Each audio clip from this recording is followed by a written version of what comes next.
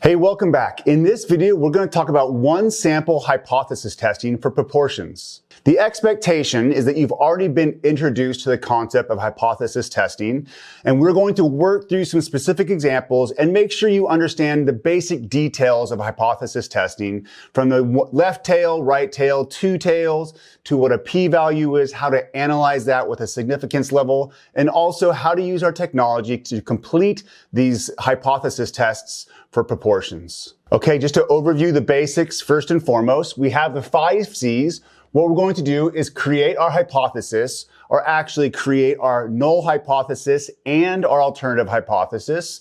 Then we're going to check our conditions. There are different conditions for proportions and means.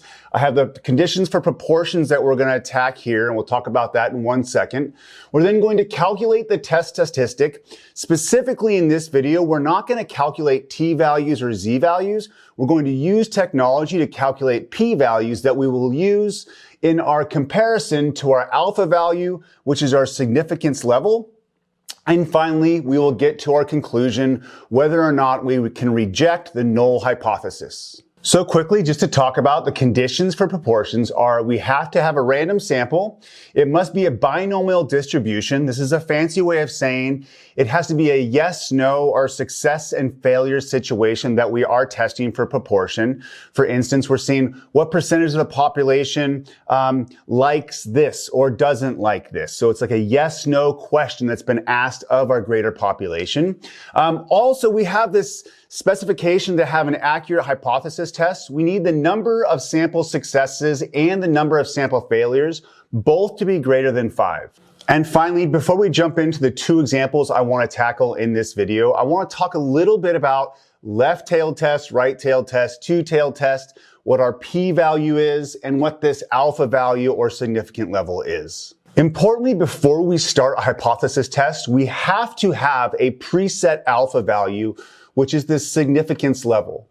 Again, we can't complete this test until we've determined what we want as the significance level. This is very similar, by the way. It's highly related to the conversation of confidence intervals that we've had previously. But importantly, in this case, a very common alpha that we're going to use is 0.05 or 5%. So we start with this alpha value, and the work of the hypothesis test will actually produce some p-value. And the conclusion that we get out of a hypothesis test is comparing these two. Importantly, if our p-value is less than our alpha value, we are going to be able to reject the null hypothesis. And again, like many things statistics, we have a lot of strange vocabulary, like null hypothesis. Generally speaking, a null hypothesis is something that is assumed about a population. Then what we do is we're going to test that assumption. So that assumption is that null hypothesis. If we get a very small p-value, what it means is that the result we got from our sample is like crazy unlikely that happened by chance, and means that it's unlikely that our null hypothesis is actually a true statement. And we're going to ground this some examples in a second, but just to give you an idea, like let's say we're like 45% of the population likes Oreos, okay? And then we sample the population and it ends up that 95% of our sample likes Oreos. If we went through a hypothesis test, we would get a very small p-value that says, okay, if there's only 45% of the population like Oreos, it would be an insanely unlikely occurrence that you would get this massive change in this difference in the sample that you got. So again, the p-value that we end up getting from hypothesis testing doesn't make any statement about the likelihood of the null hypothesis. What it's talking about is the probability that what you observed in the sample is likely to occur if that null hypothesis was true. So graphically, if we have this p-value that lands within this threshold defined by our significance level, we'll reject our hypothesis, our null hypothesis. If we land above that, we will fail to reject the null hypothesis. In this case, when we're testing this less than some value right here, we're going to call this left-tailed. So when our alternative hypothesis is less than our null hypothesis. Then in the situation where we're saying our alternative hypothesis is that the proportion is greater than a certain value, we would call this, again, kind of the opposite or flipped version of this, we would call this right-tailed. And finally, if our alternative hypothesis is the statement that the proportion or the mean is not equal to something, we call this two-tailed. And given the same image right here where we're talking about this p-value, which again is this probability or proportion of the observation occurring given our null hypothesis, these would represent those p-values or that probability in these first two distributions. In the two-tailed, we split that in half, and we have half of each p-value being over here. And again, it won't be deeply important that you know this when attacking these, but this is why this is called two-tailed. The most important thing for us moving forward is that we will identify the left-tailed, right-tailed, and two-tailed tests that we are going to do, always based on the alternative hypothesis. That's all that we're going to need when we use technology to calculate our p-values. All right, this will get much easier when we get our hands right into an example. So in this example here, we're being told the survey claims that 60% of college students prefer studying in the library. You think the proportion is much lower than that. What you've done is randomly surveyed 120 students, and 65 say they prefer studying in the library. The question we're going to look at is this study's claim, the original survey claim, valid at a significance level of alpha equals 0.05? All right, I just went through and highlighted what I thought was the most important details here. We have a claim of 60%. This is actually going to be our null hypothesis. That's what we always are claiming by the null hypothesis. We're looking as like, is that statement, can we reject that and say that's ridiculous, or are we not going to be able to? That's really what we're working towards. We think it's lower. That's actually going to be our alternative hypothesis. We have a sample here of 120. We have 65 successes in this case, which is folks that prefer studying the library. That's going to make sure we meet our conditions. And then we have this alpha, which is a significance level. All right, we can do this. We're good to go. Let's start the work. First of all, let's create our null hypothesis and our alternative hypothesis. I always start with the alternative hypothesis. This is our skeptic claim as we're testing a statement that's been made. We think the proportion is lower than 60%. So I'm going to just write that right here. We're saying that this is lower than 60%. Importantly, as we just had that conversation, this tells us what kind of test we're going to use. This will be a left-tailed test. This will be something important that we'll need to input to our technology to output the p-value that we're going to measure against this alpha significance level value. Okay, and now the null hypothesis. Again, the null hypothesis we could say is p equals 60%, this statement right here, which is often a common thing we do. Or what we generally will do in this treatment will be to say it's the opposite of the alternative. So we're going to say p is greater than or equal to 0.60. So we've done the first step of creating the hypothesis. Let's now check the conditions real fast. The conditions in this case is we have to have a random sample. And yeah, I made sure to check that. We have a random sample. We also need to make sure that in this case, to do the proportion hypothesis test, we have a binomial distribution, which just means our survey, when we're sampling in this case, it's like a yes-no. In this case, they either prefer studying the library or don't. So yeah, this is binomial.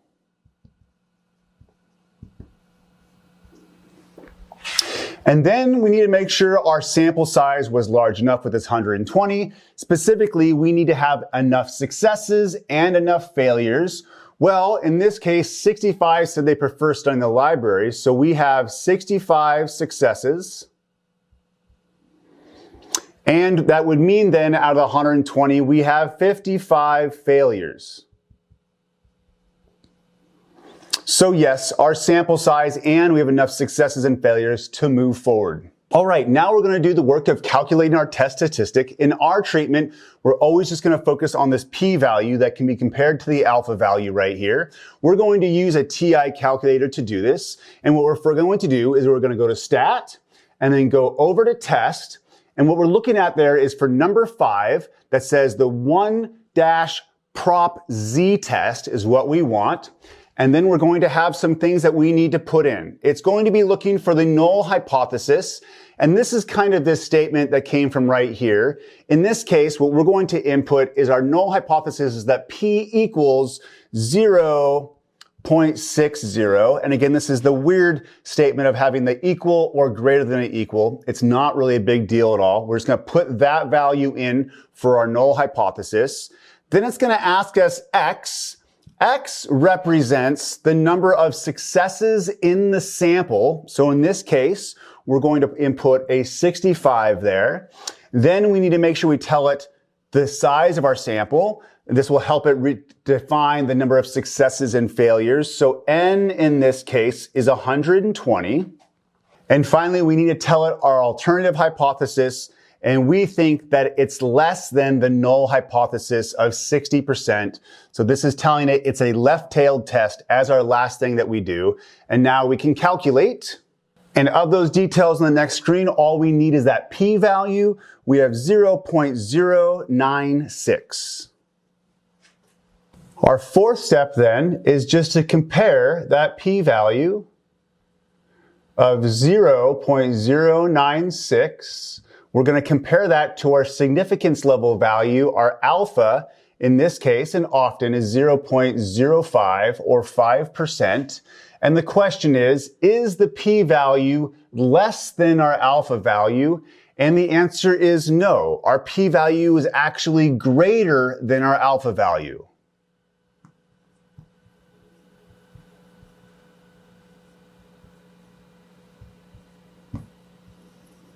That comparison tells us that we actually fail to reject the null hypothesis.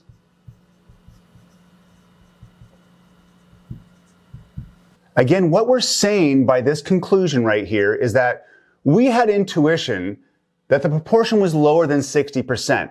So we set out by doing this survey to see if we could show that it was definitely less than 60% or not 60%, but we did not. Given this p-value right here, this was common enough of a situation to get 65 out of 120, was not crazy enough or abnormal enough to say that it definitely isn't a 60% proportion of folks that prefer studying in the library. So we can't say it is 60% or not. All that we're saying is we did the work, we tried, but we failed to reject the fact that the proportion would be equal to or even greater than 60%. All right, let's just do one more quick example. In this example, a local farmer claims that half, by the way, I should say, in this case, half would be 50% would be the proportion that we're looking at here, of his tomato plants produce more than 10 pounds of tomatoes each season. You suspect the proportion is different. This is important. So we think it's different. We're not making a statement whether it's more or less. Maybe we're thinking that the farmer isn't really trying hard to find this proportion, and maybe it's way more or maybe it's way less. To test this claim, what we're doing is we're randomly selecting 35 tomato plants from the farm, and we find that 24 of them produce more than 10 pounds. Now we're checking, is that claim of 50% valid at a significance level of alpha equals 0.05? All right, first things first, let's tackle the null hypothesis and the alternative hypothesis.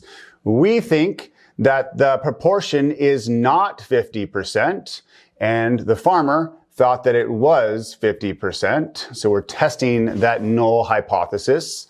Let's now check our conditions for our sample here. We have a random sample. Let's see, we randomly select, so we have that it's random. Binomial, yes, either you produce more than 10 pounds or you don't, so we are binomial. Do we have a sample of successes greater than 50? We have 24 successes in this case. And then that would mean that we have 11 failures. So we meet the threshold for the size of our sample and successes and failures. All right, let's now do the work again of calculating this p-value, and let's use a TI calculator again. We have our null hypothesis. We have that the p-value equals 0.50, or the 50%. We also have our x value in this case, the number of successes in our random sample we had here was 24, and we tested a total number of, 35 tomato plants. All right, and then in this case, I should make this statement here real fast. I'll just say this is two-tailed. Not that it's highly important, but this is what the kind of test we're going to input into the calculator right now. We're going to choose that we're not equal to our null hypothesis of 50%. And then when I hit calculate on that, I got 0.028, which then brings us to our fourth step. We have a p-value of 0.028. We have a significance level value of 0.05. In this case, so this is different than our previous statement, we do have a p-value that's less than our alpha value of 0.05. So what this means, our conclusion, is that we can reject the null hypothesis. Again, what this p-value is saying is if the proportion was 50%, it is so unlikely, so this is 2.8%, it's so unlikely that we would have had this kind of sample that we are rejecting the statement that it would be 50%. Or in other words, our sample and the hypothesis test that we just performed shows that we have strong evidence that the proportion of tomato plants that produce more than 10 pounds is not 50%. And again, importantly to say, we're not saying that it's less than or more than 50%. This work simply states that we have strong evidence that it's not 50%.